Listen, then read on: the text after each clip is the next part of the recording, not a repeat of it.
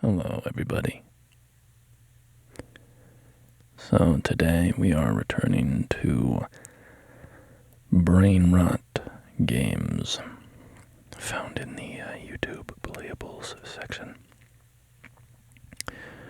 We're going to start off with Parking Jam, and I had high hopes for this one because I thought it was going to be like that parking lot, that little parking lot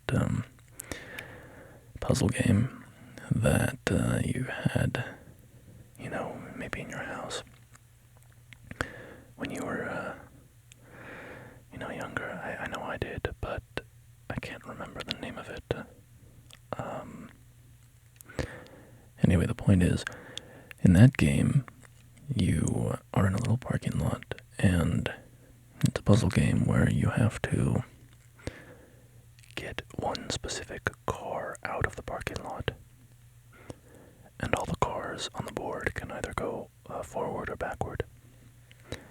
And you have to just, finagle things around until the red car can get out. So when I clicked on this game, I thought that's what this was going to be. But it's actually much simpler than that, and a lot more boring. It's you're just sending the cars out of the parking lot. And insofar as it is a puzzle, it's just kind of because cars can't, you have to get all the cars out in a certain order. Because there's little bollard-type blocks that prevent the cars from moving, and then of course certain cars block other cars, so there's really not much to it. And as we go along, you'll see it gets a little more complex, I guess. But saying complex is kind of overstating it. You'll see. They throw in some real challenging tricks. But yeah, so we're back with Brainrot games. I did another video like this a few months ago, and the idea was, just look at how horrible these games are, and just kind of enjoy that. There are some pretty painful games on here. Oh, and here we have a boss level. So the boss level is funny because and here I don't want to click on the power because I'm the type of guy where, I want to save my power. I don't want to use it right away in the tutorial. But I get the idea that I can't progress until I click the special power that disables all the hurdles. So eventually, alright, I had a little freeze there, but we're back now anyway. Yeah, the boss level it's really challenging because you only have a certain number of moves you can take to get all the cars out. So you can see I'm really struggling here to meet that maximum number of moves, or to complete the puzzle under that maximum number of moves. And just kidding. But yeah, these Brainrot games, they're just kind of here for kids, I think. Kids can just kind of play anything and get obsessed with anything. But it is a little depressing to me, thinking about, an 8-year-old or something just playing this game for hours. I mean, not that, I don't want to come off as too judgmental or anything. Like, I certainly spend time playing games that are not exactly intellectually stimulating from time to time, but I don't think that's the ideal state of affairs, so anyway, this isn't meant to be a takedown of Brainrot games per se, although I don't really like them. I don't like their existence, but more meant to just kind of have some fun checking them out and having fun playing them. I will tell you that much for sure, because these games are painful to play. It's just this kind of monotonous activity that doesn't really stimulate at all, stimulate the mind, or even really provide any entertainment value. That's kind of the thing with Brainrot games, I think, in general, is like, they're just these very, how do I put it, they latch on to a sensory experience of some kind. They kind of try to psychologically hack you into playing them, rather than providing real entertainment value. So, for instance, this, it's not like there's any real challenge here, but it's just meant to kind of, not trick you, but it's just meant to provide that satisfaction of clearing the lot and seeing all the cars go away, you know. So it's like I don't know, it's like a fidget toy more than a game, really. But who am I to judge? So yeah, now they've introduced a real difficult element. Now there's a grandma who's walking around the parking lot, and we don't want to hit grandma, of course. That would be bad, so you have to time your movement of the cars carefully. Do a little beard scratching. That's relaxing.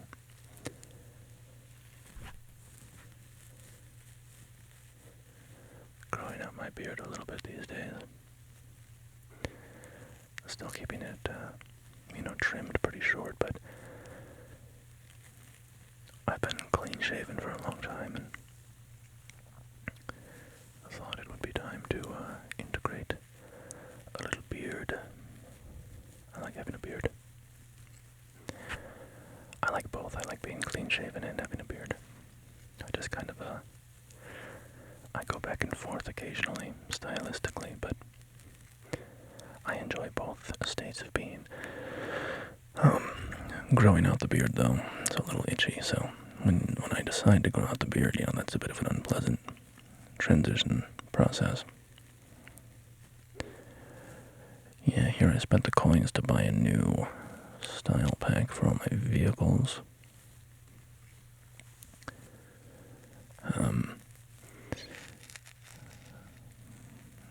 Yeah, there's a lot of beard care products, though. Once you get into it, it's like, it's a lot easier staying clean-shaven. You just, you have, your normal skincare, and then you just shave on top of that every day. Once you grow out your beard, though, you gotta get all sorts of stuff. Scissors, and trimmers, and brushes, and combs, and beard oils, and blah, blah, blah, all this stuff. But I like the look of a beard.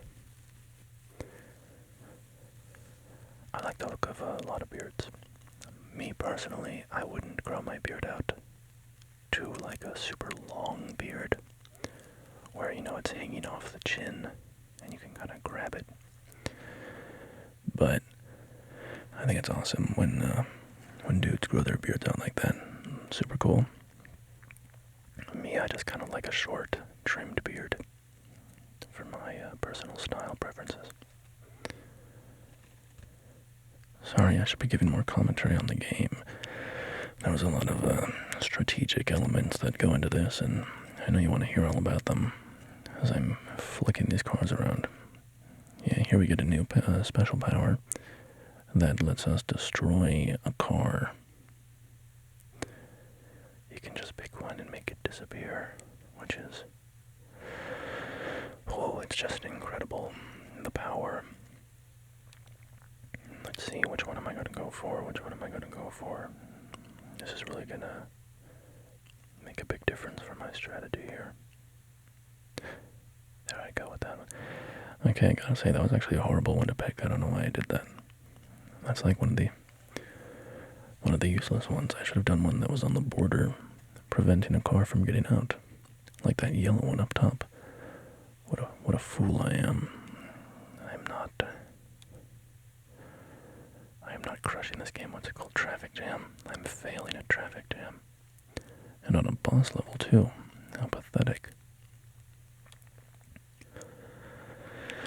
So yeah, what else has been going on? You know what game I started playing recently? It came out, I think, a couple of years ago, and I heard good things about it, but I never tried it out. It's a game called Inscription.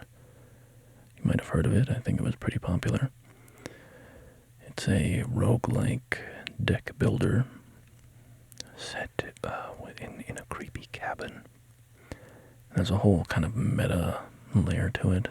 When you load up the game, you don't hit new game, you hit continue game, like you're starting a game in progress. So it's pretty intriguing and pretty fun.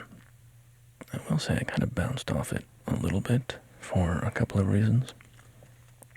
First was I found it pretty engaging at first and was really into it, but then at a certain point they introduce some abilities that are just so stupidly powerful that it felt like it took away a lot of the challenge and the strategy to it. So, it's still a fun game, a cool game, but it was like, I feel like you've undermined a lot of the core elements that I was finding compelling.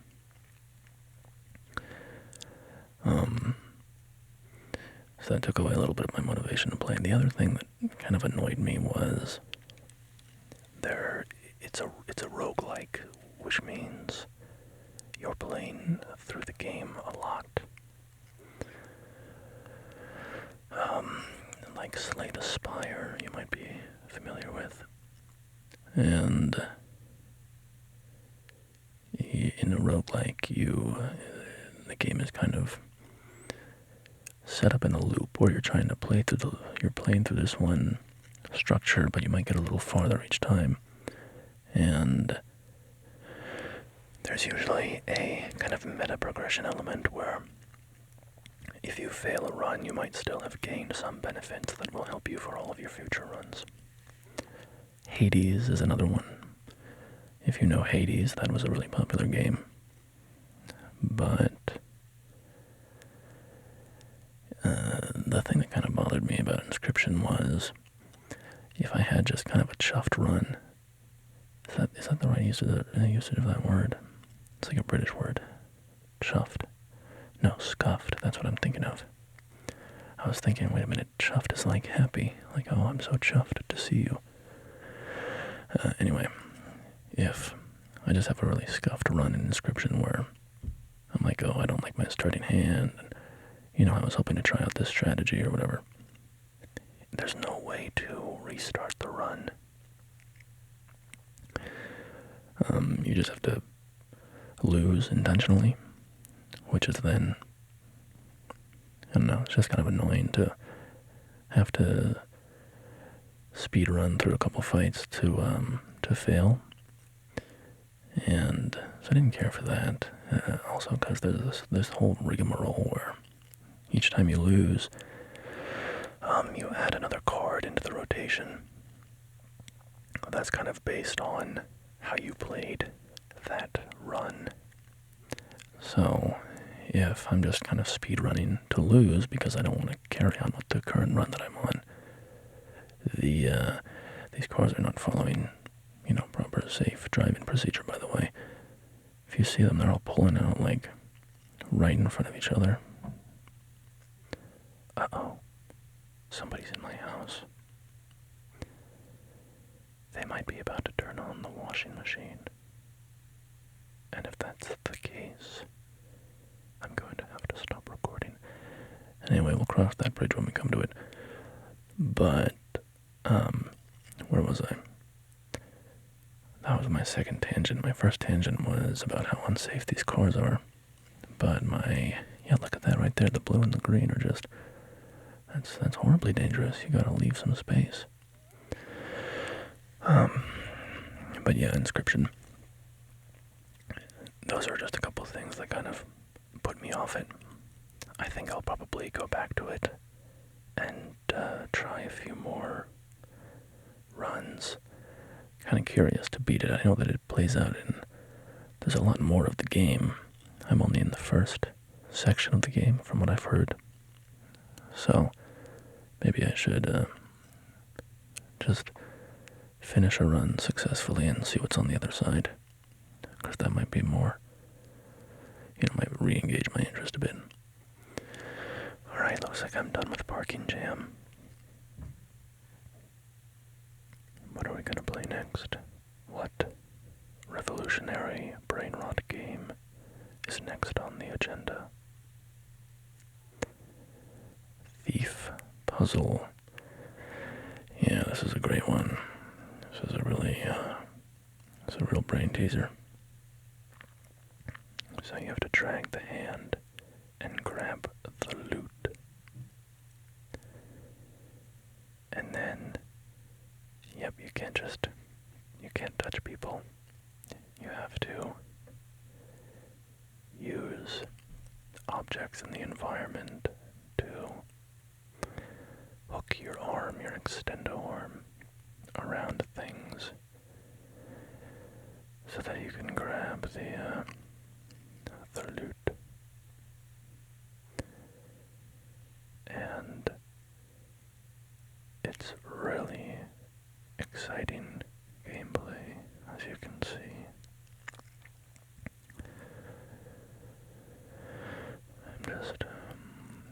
I'm in awe of this game. It's revolutionary.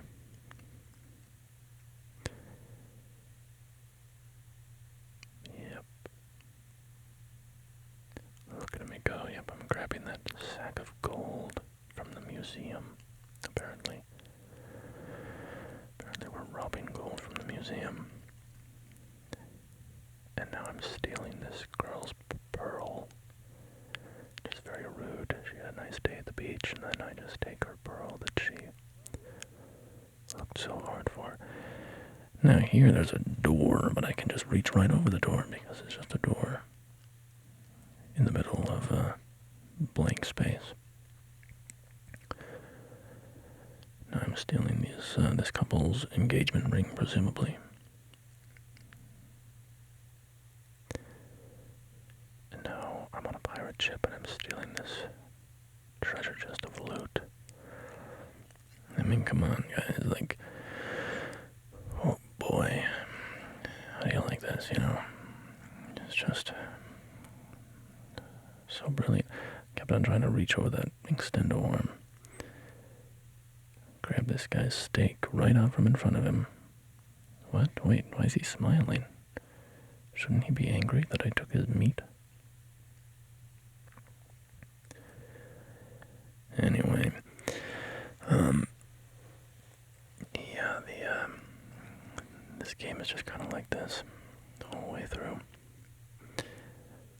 But what else is going on?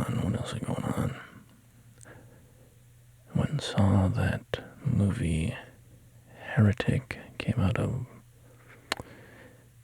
in late October, I think, or early November.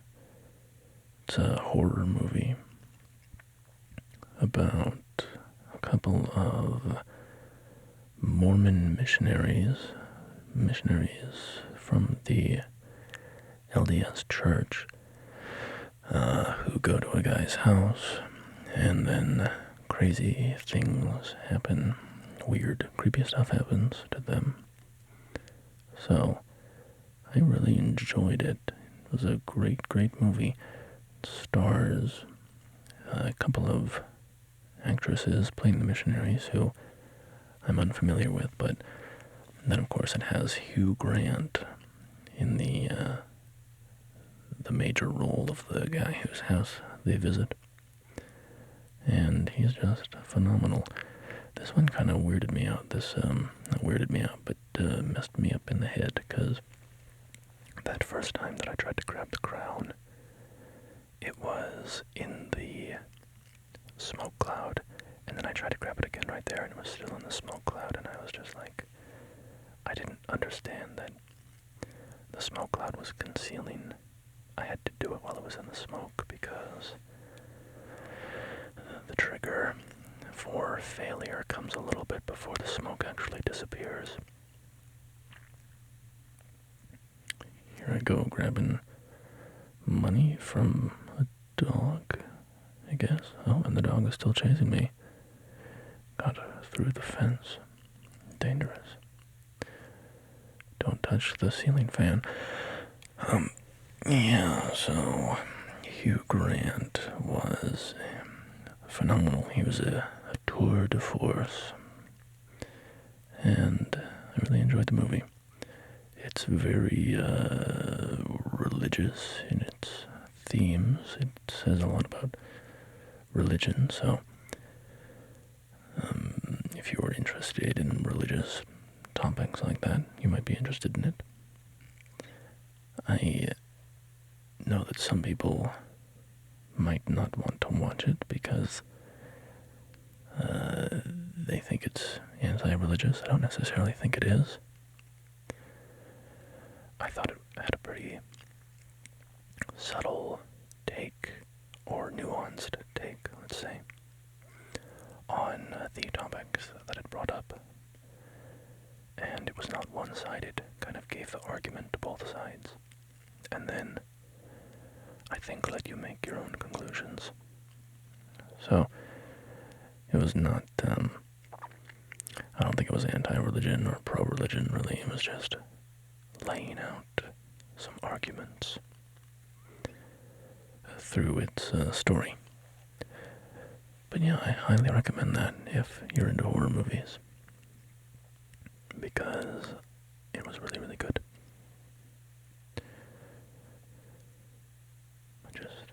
What am I stealing now? Oh, I'm letting the dog out of the cage. I got caught by the dog catcher. Let's see, that looks like the dog from Lady and the Tramp. Yeah. Who's putting these like barbed wire fences in the middle of nice parks? It's very rude. It's not friendly architecture. But yeah, these games, man, it's just, I don't want to be too judgmental, because I grew up playing Flash games on, armoredgames.com, Addicting Games, Congregate, the Mini Clip, E-Zone, all sorts of Flash games that I would play growing up. But I don't know. I mean, I don't want to be like too back in my day, but I will say that there were probably games of this quality back then. There almost certainly were, but it was not they were not celebrated, or rather they were not pushed as a, oh yeah, here I stopped playing and I'm like, how many levels of this are there? This monotony. And my eyes just grew wider and wider as I scrolled down this list and saw that there were 400 levels of this crap. I couldn't believe it. Can you imagine sitting here and playing 400 levels of this? But yeah, those games, no doubt there was a flood of garbage games, because it was very democratic, you could say. Anybody that wanted to make a game could, and they could post it up there, and there was no quality control. But the good ones kind of floated to the top, and the point of the sites was to, play good, fun games. Games that had entertainment value. Alright, here we have a like a grocery store management game. But with these games and a lot of the Brainrot, Instagram advertisement type of games, there is there just seems to be a lack of concern about whether the game is actually good or fun or interesting or innovative or anything like that. And it's just entirely about farming engagement by any means necessary. Whether that means creating a game that is kind of psychologically manipulative or takes advantage of psychology or children to get a lot of playtime, or it's one of those things where they have the advertisements where people play horribly to kind of rage bait people into clicking so that they can play better. Whatever the case is, it's all kind of trickery to just get engagement, rather than, in the case of those Flash games, there was endless crap pumped out, but there was also, good stuff. But, it is what it is. It's just like something like this on this YouTube Playables page. It seems to me that there's no real interest in creative or good games. I haven't seen a single one that really, I would say, is a high-quality, enjoyable game. They're all just kind of low-effort shovelware, practically. Games that are very simple to design. Usually they are copying off of other games. Just ripping from, any successful concept now, any successful idea of a game like this is immediately going to spawn 1,000 imitators. Which is kind of the case for everything nowadays, right? And not to say that in the past, if there was something successful, imitators wouldn't pop up, because of course they would, but I think nowadays in particular, just because of the internet and how many people are active on the internet, how many people just exist, frankly. There's so many more people that can be trying to copy stuff. The population just allows for these booms and these gluts of certain kinds of products. So when a new game comes out that has a hook, gets an audience, you're going to get a huge number of imitators, just because of the environment that we exist in. Yeah, so this one is kind of close to something that I might enjoy. If you watched my first episode of Brainrot Games, you'll know that I got kind of hooked on this this one where you're digging and you're harvesting these balls from underground, and then you're going and selling the balls. And that kind of scratched an itch in my brain about like optimization and efficiency and automation. I do, I'm drawn to stuff where you can set it and forget it. Passive, this is just a thing in general for me, like if I'm playing an RPG or whatever, I tend to like passive abilities, because there's just something that tickles my brain about like something is just always going on, right? A specific ability that you activate and it's on a cooldown or whatever, that's all well and good, but it's like if I get 5% extra damage on everything I do, then it's like, oh man, that 5% extra damage, that's always there. That's always there, I don't know, it's not a justifiable thing or anything else, or it's not about what's the most effective strategy or anything like that. It's just entirely a facet of my personal psychology. I'm just just built that way, where I like to have automation and passive benefits. Passive income, bros.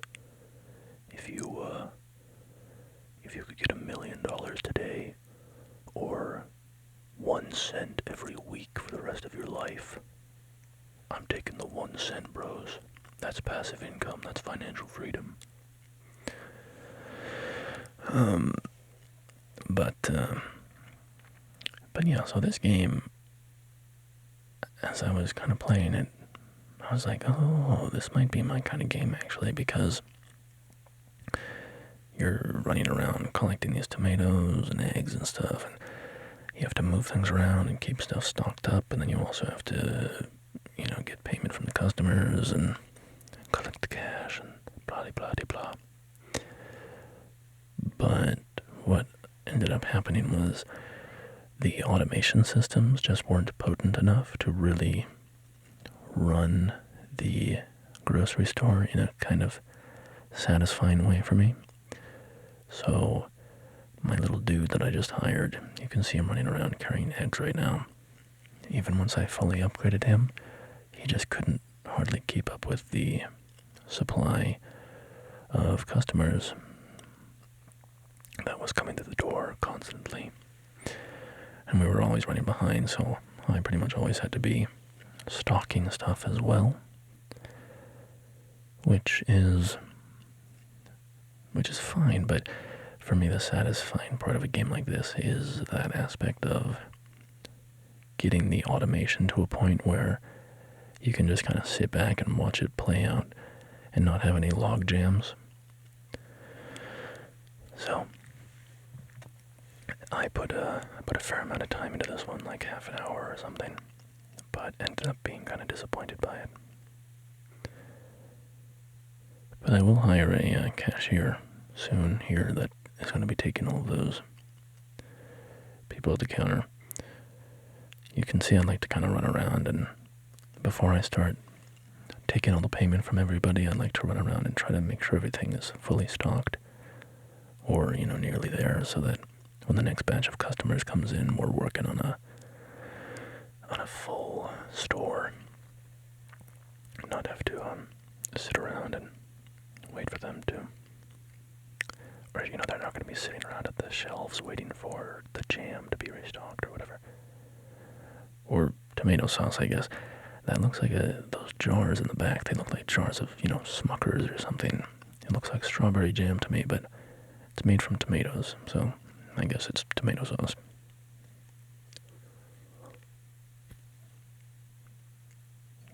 Yeah. There's my new cashier. But yeah, if I had been able to buy a few more stalkers, like S-T-O-C-K-E-R-S, not S-T-A-L-K-E-R-S, I think I would have liked this a bit more, and maybe you get to that point eventually. I just kind of tapped out of the game because I was getting kind of bored, but then I might have enjoyed the game a bit more.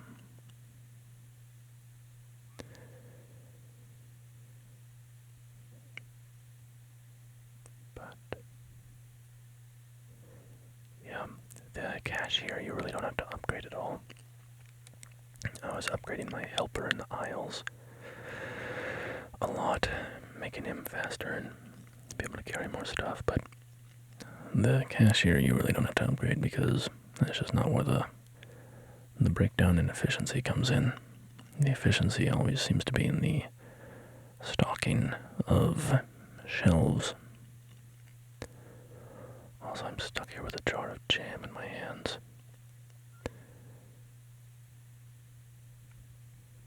But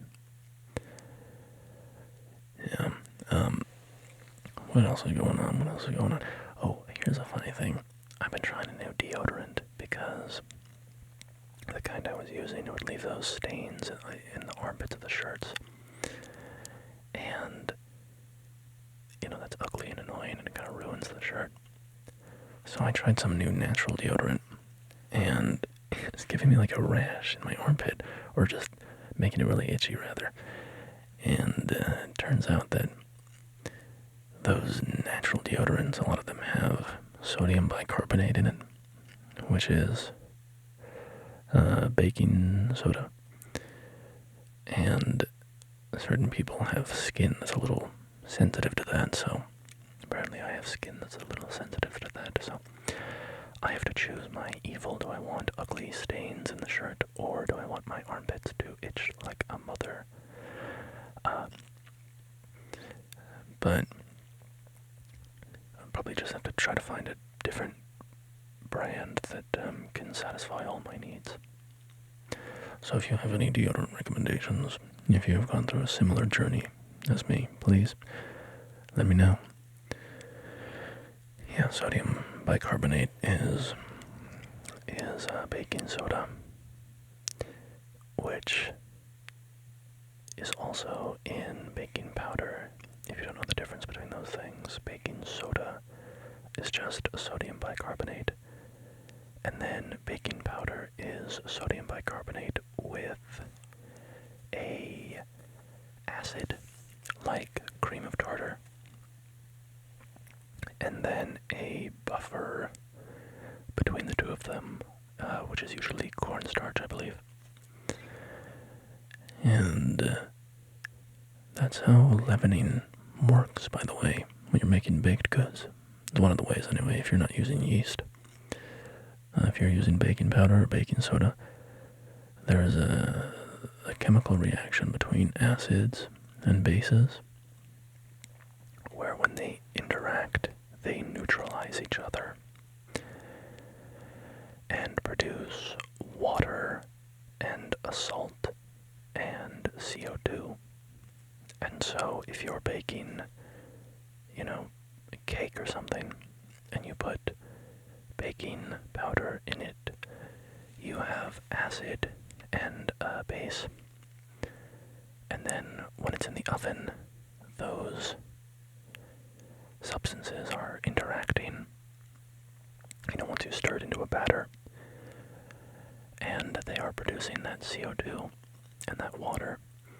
And so as the cake is setting in the oven, it's having these little bubbles of CO2 pop up and force the batter apart from itself, because the CO2 is being created there. And then the cake is setting with that pattern in it, and that's how you end up with the fluffy, light texture of a cake. I'm just drawing this from my chemistry class in high school, which was one of the hardest classes I've ever taken. Chemistry I did enjoy it. I really did enjoy it. It was a lot of fun, but oh boy, it was a tough one. I had to study a lot to get through that class.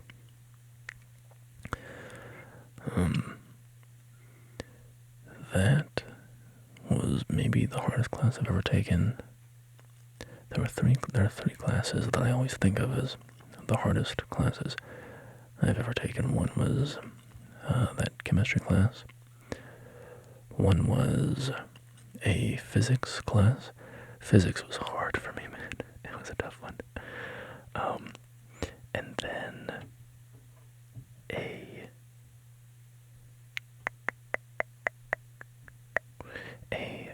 comparative anatomy class. There was a period in college before I decided on my major where I was thinking about biology, and in particular, I thought it would be really cool to become a veterinarian, which I still do think it would be really cool. And in another life, I think I might have done that, and would have been very happy doing that. But we all have to choose a path, and when you choose a path, you close off a bunch of other paths, right? But I do love animals and veterinary science and stuff. So one of the classes I was taking as kind of being early on track for the veterinarian school was a comparative anatomy class. examined the anatomies of a ton of different animals. Cows and sheep and cats and, squids and jellyfish and dogs and all sorts of stuff. And kind of just an emphasis on learning the body parts and the names of all the muscles and the names of all the veins and stuff like that. That was really hard. The final exam for that class was you just walked into the room and you were given a sheet and it had 100 numbers on the front and 100 numbers on the back, so 1 to 200. And each number was next to a little line. And then in the room, the teacher had laid out all sorts of animal carcasses, cadavers, you might say, and pieces of animals. So she had pulled out like cow hearts and sorry if maybe some of you are sensitive to this stuff. I don't mean to be gross. But yeah, there were like dead cats that were sliced open and pulled apart, and cow hearts, I said, and then bones, labeled joints like knee bones, and all the joints there, and all sorts of stuff. And there were 200 little pins stuck in the various things later on in the classroom. Oh, we have a thief here trying to steal my money, so I'm gonna grab it in this big net.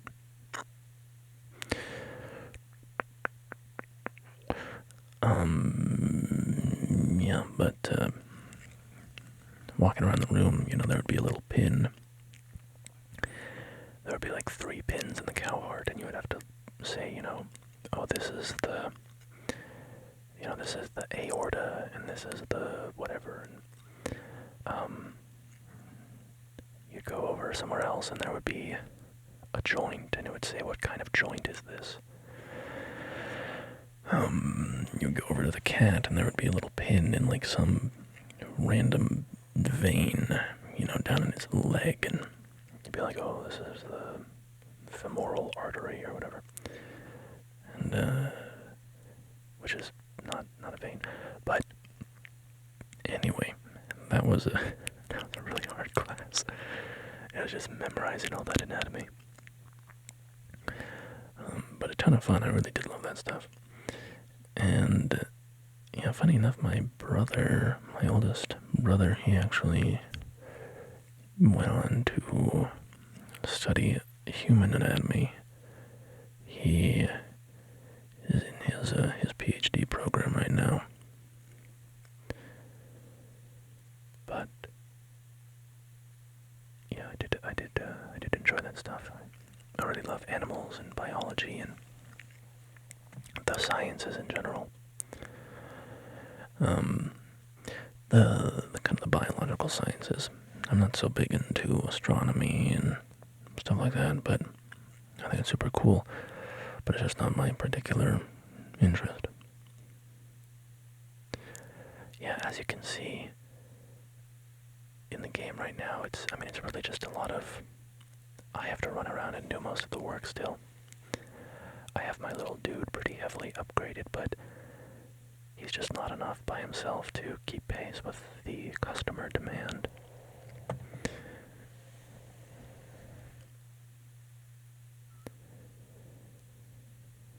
Out here, just buying like raw wheat. People are buying sheaves of wheat fresh off the stalk. And then my little dude, he'll just like stand around every once in a while. My stalker, he just kind of stands there and doesn't do anything for a while. He's just reflecting on his life, having an existential crisis or something, I guess. It'd be a tough job, but honestly, I get it. I mean, there's not even a break room here. It's just, once you walk into work, you are constantly running back and forth, grabbing stacks of freshly laid eggs, and then you gotta run over and throw tomatoes in the blender, and then you gotta, go grab wheat and stick it on the wheat shelf, so on and so on.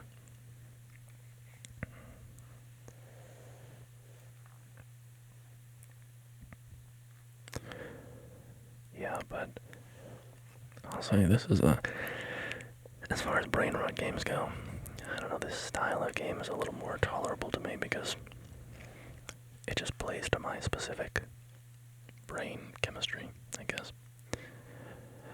And here we've got like a DoorDash, Uber groceries or whatever. Running down to the grocery store, bring me 6 tomatoes and 4 sheaves of wheat. Okay. And, yeah, we are gonna play, so we're gonna get back to some real garbage Brainrot games once I finally give up on this one.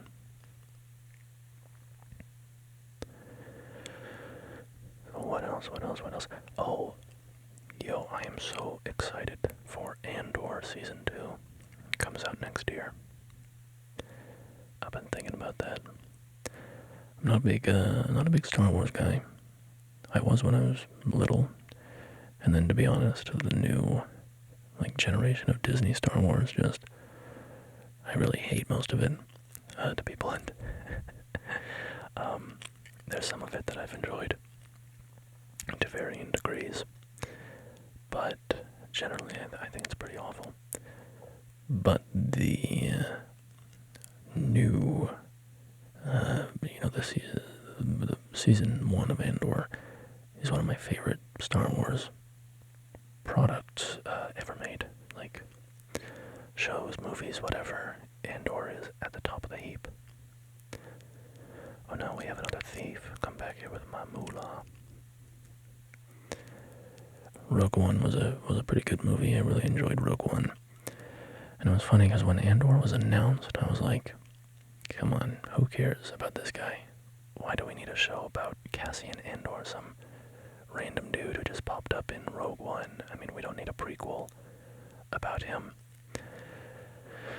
It felt a little bit like, oh, here we go. I'm giving up on this one. I'm finally saying I'm not. Wait, am I? Maybe not. No, yep, there we go. Okay. I'm quitting. I can't take it anymore.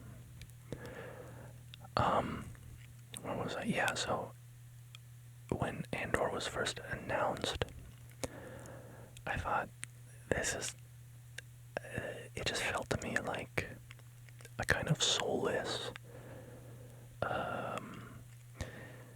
product, just, we're dumping out another bit of content for Star Wars. Oh, you guys liked Rogue One? Okay, we'll do a prequel about some dude from Rogue One. And I really didn't have high hopes for it. But then the show came out, and holy cannoli, I loved it so much. So, this is a pretty silly game as well. Yeah, I watched it and was just hooked immediately. The quality of the writing, the acting, the sets. I mean, it's all shot on location. For a lot of it, the costumes and the props and everything just felt so real and felt so Star Wars. And most significantly, just the characters were incredible. So I was bought in, hook, line, and sinker. And as the show progressed, I just loved it more and more. So, Season 2 of Andor, I am so excited for. I can't wait. But yeah, this game is, I mean, again, it's just kind of another, just take this incredibly boring idea and just make it the entire game,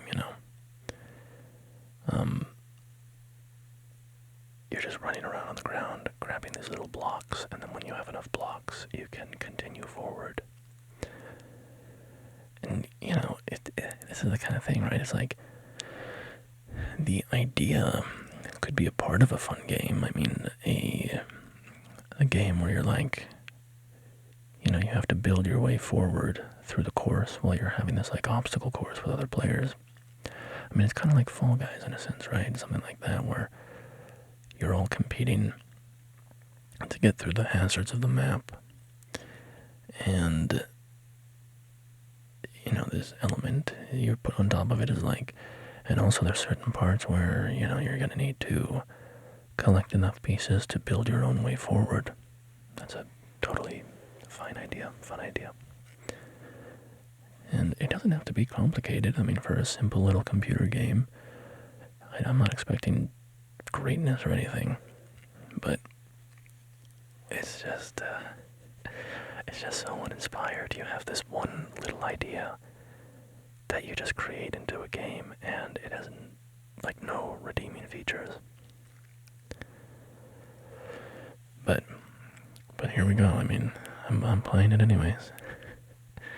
Just, yeah, these games, man, they're kind of crazy making. But victory, I'm winning. I'm really crushing it, yo. I've gotten first place every time. I'm really, really good at bridge race. Also, all these games, they're trying to like pretend like you're playing with actual other players.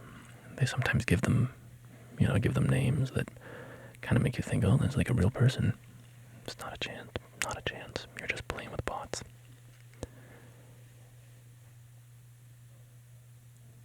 Here we go. Am I gonna secure first place again? Oh boy, that was a photo finish. That was a real nail biter.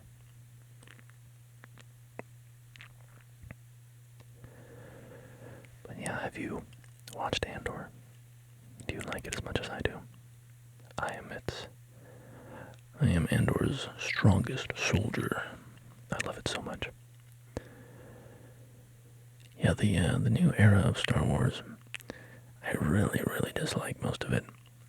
The Mandalorian had some good parts, but I thought Season 3 was terrible.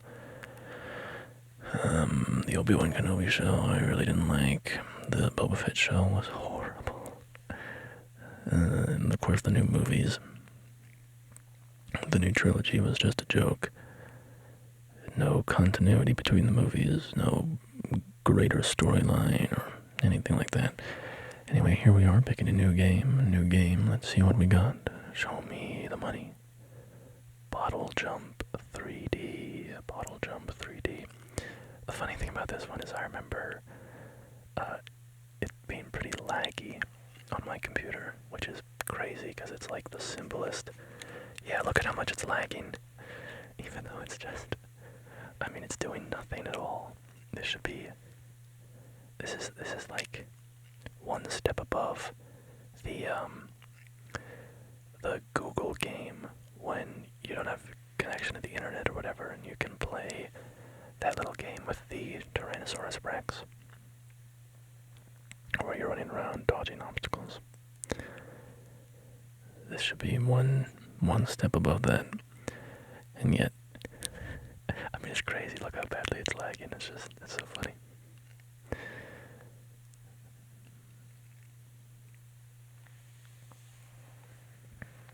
I do wonder about the financial incentive of these games. Obviously, on the phone ecosystem,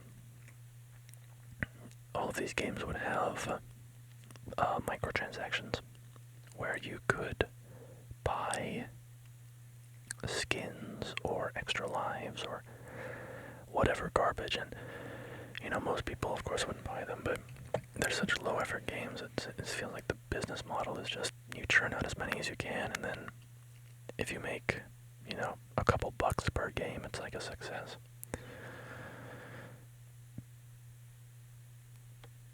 Yeah, I left that one behind pretty quickly. But here on YouTube, none of these games have purchasables. Can't buy anything in them. You can't spend real money in the games. So I'm curious about what the business model is here, because there's no ads either. You're just playing the game. So are the developers getting paid just kind of by playtime? YouTube is just thinking,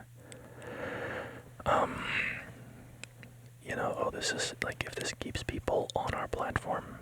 And that's all the tech companies want, right? At the end of the day, is if they're on your platform, that's the victory. You're winning. So maybe they're just thinking, yep, fun game. There's all these obstacles, and I flung myself up into the air because I thought it would be fun to, have some speed, have some interest, and then instead they just have these obstacles out of sight that just kill you. But yeah, maybe it's just that idea of, if we get the kids to spend 3 hours playing some dumb Brainrot games on YouTube, it just kind of further entrenches them into the YouTube ecosystem, which makes them more likely to watch videos here and watch things that are going to be actually profitable for YouTube. I don't know. Or maybe the intent is to eventually add ads to these games, and then this is just kind of the trial run, because I think these playables are relatively new. So that could be the idea. We're still in the nascent phase of this, this gaming ecosystem on YouTube. I don't know.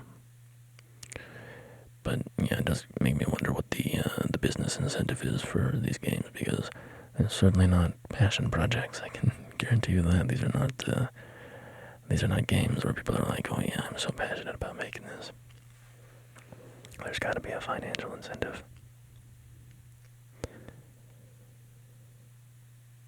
Yeah, the Brainrot games, man. Yeah, not to be too preachy or whatever, but man, The internet and social media is so cooked, man. It's just like, I have no problem with, I don't have a universal problem with the internet or spending time on the internet or whatever. Obviously, all things should be done in moderation. You should also be getting outside time and do things in real life with other people or whatever, but there's a lot of good things that come from the internet and so on and so on, but stuff like this is just a joke, dude. I mean, this is beyond parody, where you have games that are just the most blatantly unfun, uninspired. They're not here for entertainment value or artistic merit or anything like that.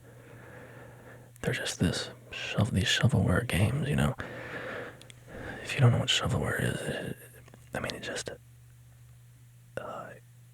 crappy, low-quality things that just sort of flood an ecosystem. Or you can, in terms of actually buying games, doesn't really apply to this, right? But if you were buying games, you might get a bundle where it's like, 500 games in this bundle for, $2. It's like, oh, wow, that's a crazy deal. Like, even if most of the games I wouldn't like it's only $2, like, that's crazy. I'm totally gonna buy that. And then all the games are like, Ultra Fashion Party 3D 2010 edition or whatever, and it's just like, and they're all just garbage. None of them would be worth 5 cents, much less $2, and so they just use the numbers to kind of trick people pretty much into buying them, thinking it's a good deal. And so this isn't quite the same situation, but just that idea of shovelware, that idea of a torrent of crap that, because of its volume, can kind of overwhelm. Here we have like a dress-up game. Dressing up sporty. So this game, super fun. You got to You have to dress your character up according to the theme, the category, and you're competing with another model. And you have to try to dress the category more accurately than your competitor. Look at that. Look at that. Hannah got 16 stars. We got 28 stars. And then bonk, knock her off the edge, and she explodes and dies. That's what happens in real fashion shows. Yeah, so of course we're going to get into this one. We have to crush the fashion circuit. Yeah, I mean, a game like this has to be marketed to, like, or, you know, designed for, like, 5-year-old girls or something, right? I mean, it's just basically a dress-up game. But, where was I? Yeah, so, the whole shovelware aspect. It's just what these games make me think of. These are the type of games that they just sort of flood the zone. There's just this horde of parasites or something where they're just trying to scrape out any bit of nutrition they can steal from somebody else, you know? Look at us, look at us. Slaying, serving. So here, whenever you finish a battle, you get gems. And you can either spend your gems to get more likes, or you can spend your gems to earn more gems at the end of successful battles. And you have to get enough likes to move on to the next area. So here we're going to a formal event. A formal event. To me, this doesn't really scream formal, but we're going to go with it anyways. Yo, check this out. Check this out. I am throwing together a killer outfit right now. Yes. Yes.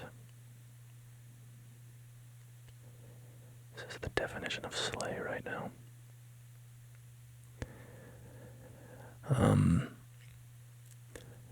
This really takes me back to, like, playing at my cousin's house with my cousin, who was a little girl at the time, and you know, being drafted to play dress up with her dolls and stuff. So you gotta get them all dressed up, you gotta take them out to the party, have them play around in a little dollhouse. I'm kind of an expert at dressing up dolls, I gotta say. It's one of my strengths. I'm very good at it. So here we're going to the nightclub. So I got like a red crop top thing, a pink. Oh, I think this one, I was like, I want to try to do the opposite at every instance and see if I can lose, because I was beginning to wonder if it was ever actually possible to lose, or if they would just let you win every time. So I intentionally sabotaged my nightclub outfit here as best I could. Summer got 28 stars, and we got only 19 stars. And there we go. We just get knocked out to our deaths. So we're going to try that battle again. Nightclub time. Let's redo this one. So now I'm going with the red crop top thing. Going for the bandit pants. Hairstyle. You know, we gotta go with the pigtails. And then the red pumps, what are those? High heels of some kind. Come on, we're gonna crush Summer. Summer doesn't stand a chance. Yes, yes. We beat her by 4 stars. Go die.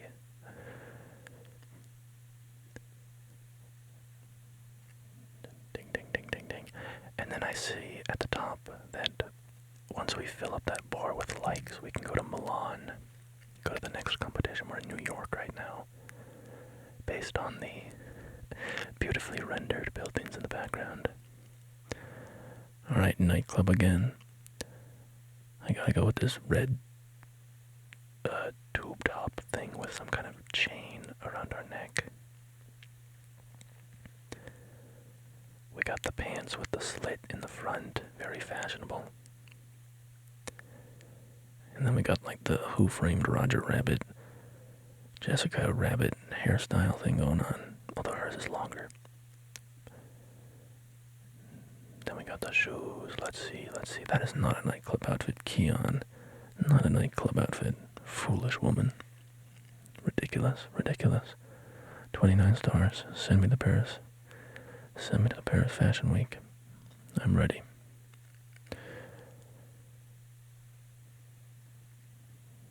Let's see our legs. Yo, we are climbing.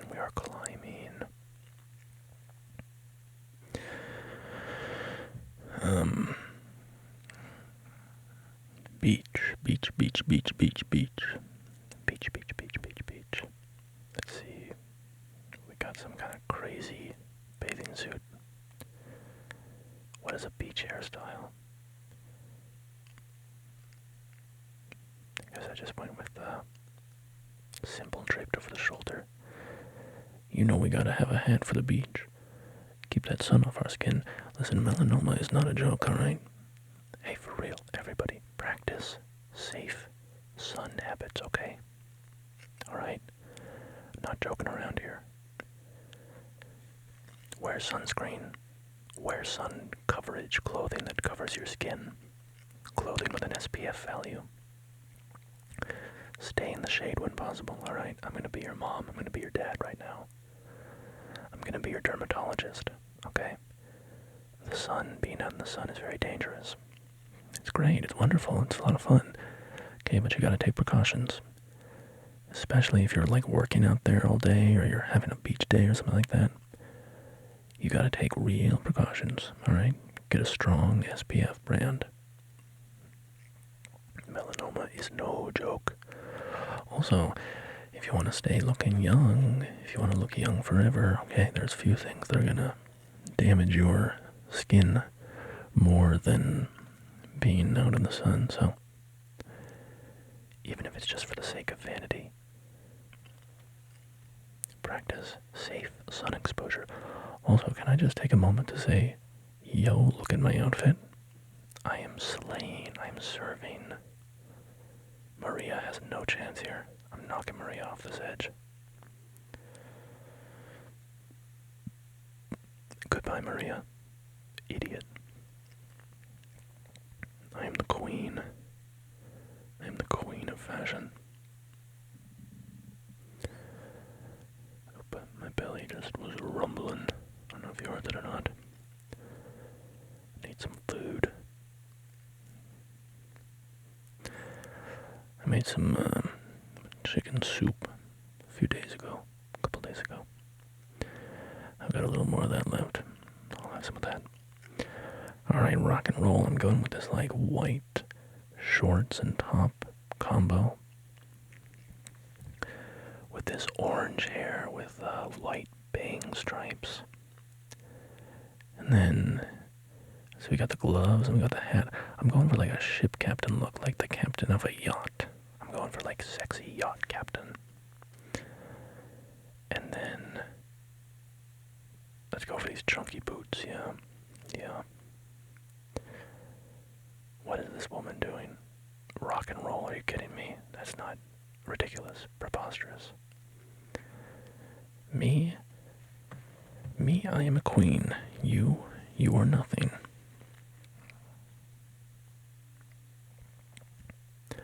Yo, we are so close to Milan. I just need a few more likes on my Instagram profile.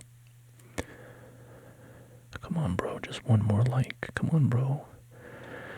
Just one more like, it'll solve everything, I promise. Alright, we've got some like superhero out. I forgot about that. There's a cow outfit here. There's like a black and white cow outfit. And when our opponent dressed, the category is warrior, and our opponent put on a cow outfit. Ridiculous. is beyond foolish. Here we got a couple like crowns and then some kind of reindeer, fake reindeer antlers or something. Keep that blue theme going, matching it. Maisie did horribly. Come on, that was pathetic. Me, I'm Blue Wonder Woman. You got nothing on me, nothing on me. I'm serving Blue Wonder Woman. And there we go. Milano. We are going to Milano. Milan. Alright, looks like, yeah, I think I just wanted to do it once in Milan. Wait a minute, Milan? That's the Colosseum. And that's the Leaning Tower of Pisa. This doesn't make any sense. Also, 80s is the theme, and of course I went for a tartan dress, because that's very 80s. Everybody in the 80s was like big on Scottish culture.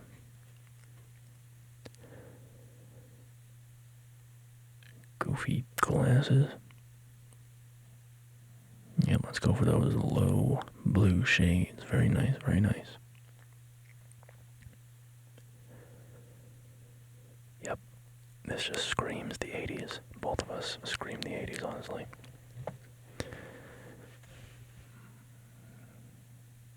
Nine, 10, 9. Incredible, incredible. Yeah, do the boogie, do the boogie, do the boogie, do the boogie. Let's see. Ooh, Paris was the next location, but I'm going to a new game. Fashion battle, what a fun one. What an amazing one. Alright. What do we got?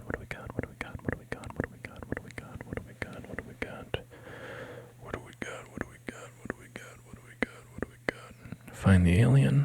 I remember that one from our last Brainrot. Classic, of course, a classic one. Here we have guess their answer. This is like a Jackbox kind of game. Something about like surveys or something on the Jackbox game. I saw Northern Lion playing it recently, or semi-recently. You gotta like guess the top answers for these things. Kind of like a Family Feud style. Yeah, in fact, now that I think about it, I was actually watching Northern Lion videos while I was recording this footage. Which, if you don't know Northern Lion, you're missing out. He's one of the greatest streamers of the modern era. Yellow fruit. Name a yellow fruit. Alright, round two. Let's see what we got. Round two. Name a superhero. Yo, Superman, Batman, Spider-Man, Aquaman. Come on, I'm killing time here. I'm losing it. Catwoman. Nice. And you got Wonder Woman.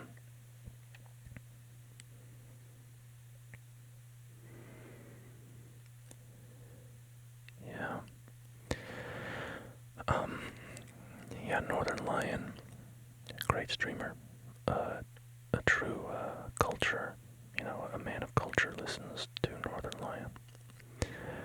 Of course, if you are truly cultured, you watch all of your Northern Lion content on the Library of Laterno YouTube page, which is a clip channel that compiles clips from the Northern Lion streams. And also adds in like context, which is like the greatest part of the channel, because Northern Lion makes a lot of cultural references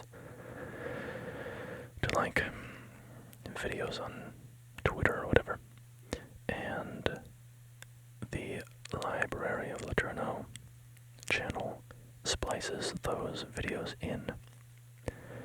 as well, so you can see the context. But yeah, if you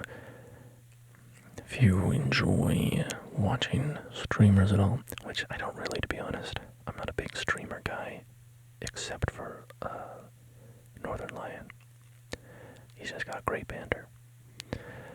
I know there's a lot of good streamers out there. I mean, I don't have anything against it as a sort of form of entertainment.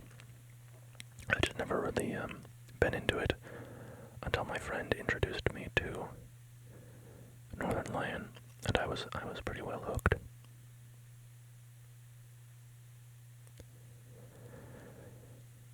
Name a type of transport: car, horse, walk. You just gotta pick the most popular answer, I guess.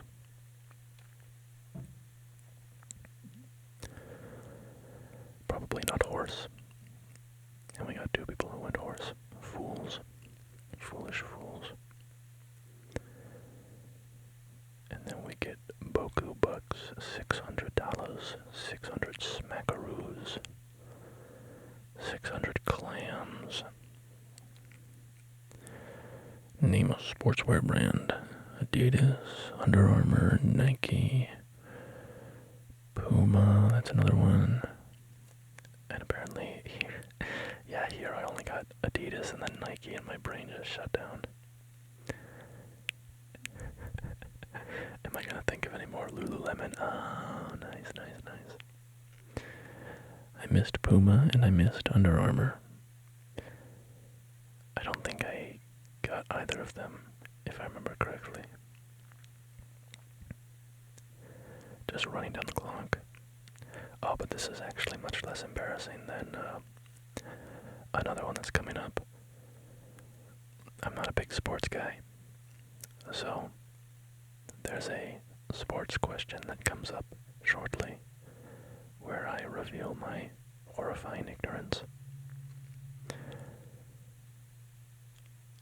Round 2. Name something you never leave home without. Keys, phone, wallet, money.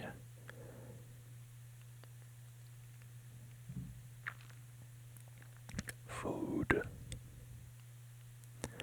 Let's go. I got a clean sweep there. Water was the last one. Clean sweep. Left no room for them to get any points. Yeah, this one is a little fun, I would say. Seems much more fun in like the Jackbox context, where you're competing against an actual person rather than a computer who offers no competition. And also there's no social element, where, you know, games like this are they're more fun in a group when you're goofing off and yelling about stuff or whatever.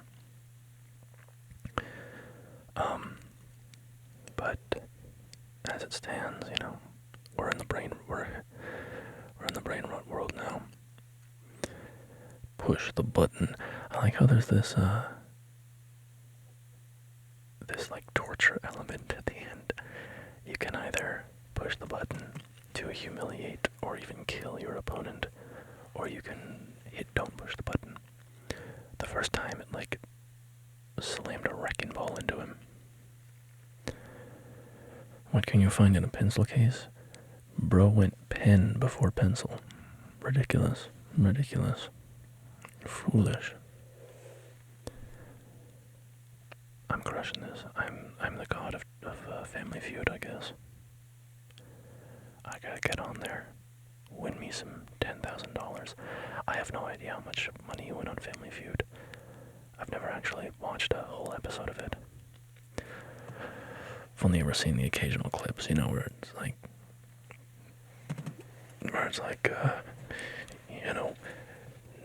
name something you hate to eat.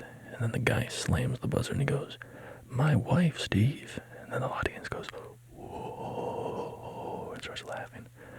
And then Steve Harvey stares at the camera with his mouth slightly agape. Just looks like he's dying inside.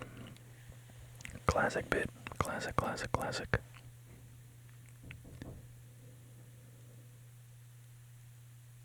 Somebody just knocked on my door.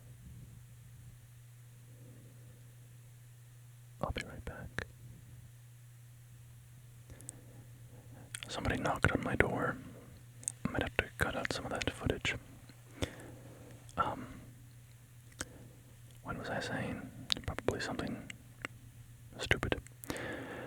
Okay, what can you do on your smartphone? Games, text, call.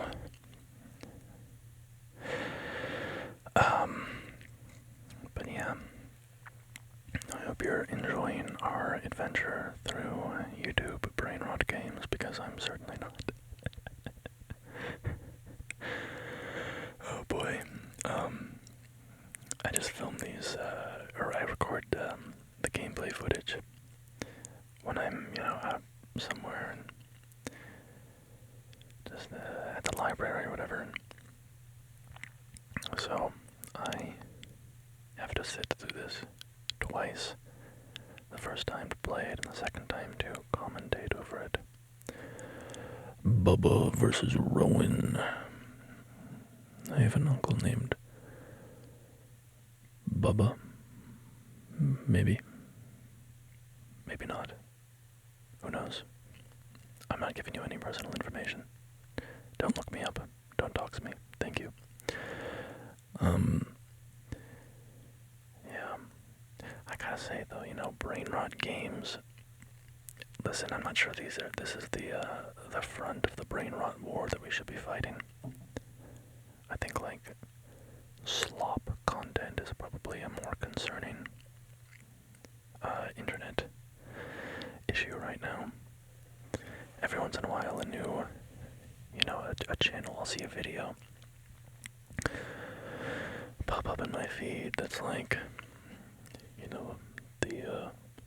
the horrifying truth about ASMR or whatever. I mean, a million potential topics. But then, you click on it and it's just like garbage. Commentary channels and drama channels and clickbait engagement forums that just kind of hype up some random piece of news, but yap about it for 5 minutes and don't really add anything, and like we just live in this. Yo, brother, forgot Anna. I can't believe I forgot Anna. Anna, princess from Frozen. That was like popular Disney movie ever. But yeah, there's a lot of garbage out there right now. It's because we live in an ecosystem where engagement is the primary goal, right? It's the only virtue. If you are generating engagement, that is good. If you are not generating engagement, that is bad. So it doesn't matter the quality, it doesn't matter if you're bringing something new or interesting, it doesn't matter. None of that stuff matters, it's just engagement. And I'm not trying to be like, like people on YouTube, you're just wasting your time there or whatever. Obviously there's amazing channels here too. And there's amazing channels that get millions of subscribers and consistently put out high quality content. I don't think that there's anything preventing good channels from finding success as well. But there definitely is a problem with just garbage flooding the ecosystem as well. And it's just, it is what it is. I don't know of a way to solve that problem, because fundamentally the money making is the end goal of all of this, right? YouTube exists to make money. It's a business, and so how do you make money in our current paradigm? Well, you run ads.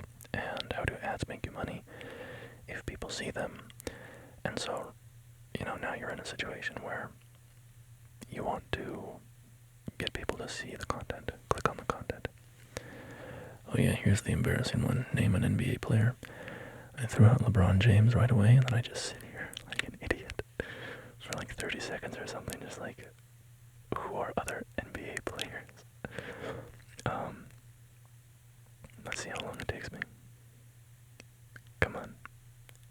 I know that I once it clicks, I do get a few. Michael Jordan, yep.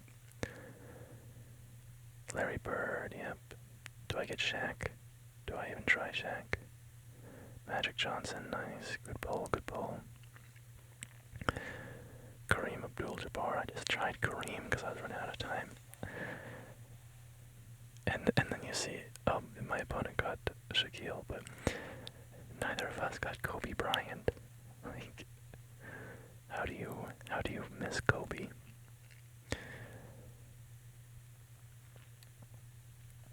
But yeah, sports are not my thing. That's all I can say to defend myself. I remember one time I was in middle school and they were hiring kids to run the clock at basketball games. And for some reason I raised my hand and was like, oh yeah, I'll do that. But I didn't know the rules of basketball. I didn't know how anything worked. And so I would just be sitting there with my hand over the button to like pause the clock. And I was totally messing it up, and so there's some coach or something who would come running over to me and be like, what are you doing? It's like, stop the clock, you idiot. And I was like, oh no. Yeah, I only did that job once. Alright, I think that's all the guess their answer that I play. And I keep sliding this thing off to the right to block the left because I left some incriminating personal information visible on the left side of the screen there, so I had to clean that up in editing. It only shows up when we're in the menu of the games. Alright, this is maybe the worst game that I played the whole time. You just have to match pairs. You just grab items, stick them in the box, and then match them with their pair. And that is the entire game. The only semblance of interest, I guess, is that when you drag things, they knock other things out of the way, and so I guess, theoretically that's a challenge. Like, oh no, I dragged a tomato through all the stuff and now it's all scattered all over the area and makes it harder to get quicker. And also you have to be able to identify the matches quickly, I suppose. But yeah, it's the worst game for my money that I played today.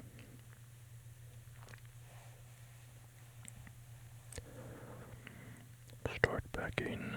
I think the faster you go, yeah, there's a little multiplier at the top, and it's slowly taken away. So you gotta go super fast to keep up your multiplier.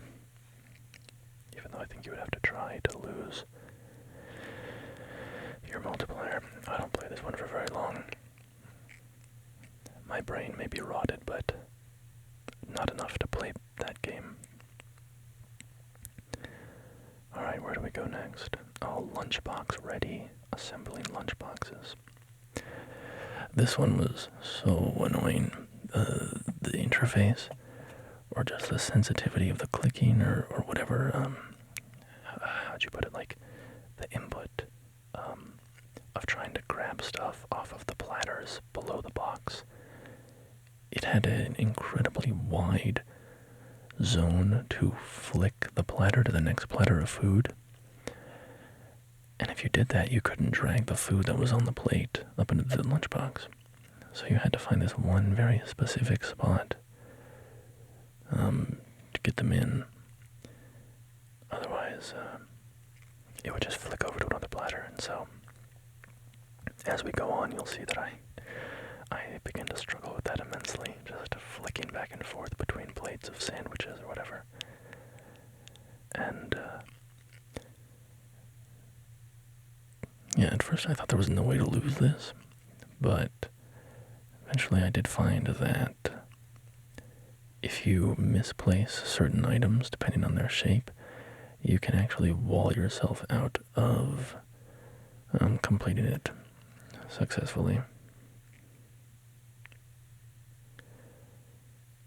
Also, I love packing these lunch boxes, and just look at the stuff that we're putting in them. It's like, It was like 10 chicken nuggets or something, and then like 10 packs of sauce. like you're eating a whole pack of sauce on one chicken nugget. And then like 8 bottles of chocolate milk. These are the most nutritionally unbalanced lunches ever, or forget nutrition, just like just food-wise, completely mismatched, unbalanced. And then you get to customize some of the lunch boxes, which is a lot of fun. This is that like Strand type gameplay, you know? Talking Death Stranding out here. We got 4. Oh wait, 8? Was that 8? We have 8 donuts. And then 6 kiwis, or 8 kiwis. And then 8 strawberries. And then 6 bottles of like green juice. That sounds like a great lunch to me, man. I love how that girl runs off with the lunchbox and just runs into the wall. I also like how we're in this condemned building with the windows boarded up, just stuffing people's lunchboxes. Okay, we got a lot of sauce. This one, I'm gonna buy it a little bit more because we have chicken nuggets and 3 burgers and all that milk. Oh man, people are just sitting here drinking bottle after bottle of milk for lunch. That reminds me of an episode of King of the Hill, which is a very, very good animated show. Been off the air for many years. But King of the Hill, there's an episode, I believe, where Dale Gribble goes and works at an office. And he is packing his lunches. And it's like, he has like 12 little cartons of milk that he keeps in his desk drawer. And they're all labeled like half an hour apart from each other. So he's just always, drinking his milk. Berries, cashews, that looks like hard-boiled eggs. I'm really doing, I guess the point of the game is that you want to make pretty artful lunchboxes where they're all neatly arranged. I'm just kind of throwing shit in there. Or, stuff in there. Pardon me if you don't like swearing. I have a bit of a sailor's mouth. I try to tone it back for the, when I'm on the channel.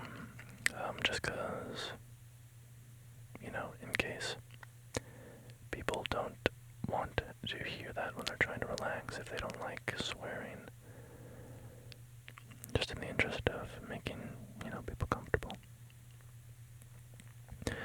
I think this one I had to restart because I couldn't get that little thing into that slot over there. I don't know if it was possible and the game was, and I just was kind of glitching out with trying to grab the stuff, or if I actually screwed up the orientation here. Listen, man, this is a tough game, alright?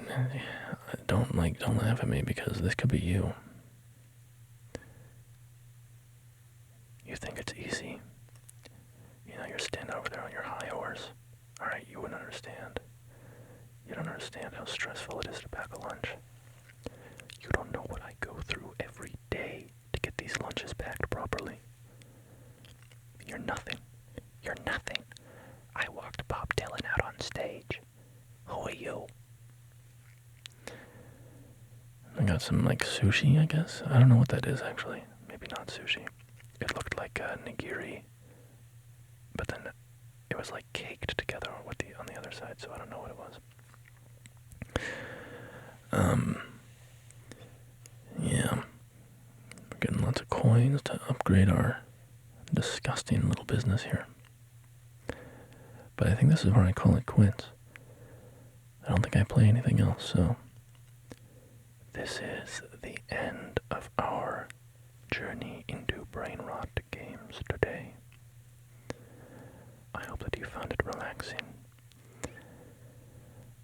I certainly didn't. Oh man, these games are horrible. It's painful to play them. But yeah, I hope that you enjoyed our little dip into these games. I hope that it relaxed you and that you were able to focus or fall asleep or what have you. Whatever you were looking for in this video, I hope that you found it.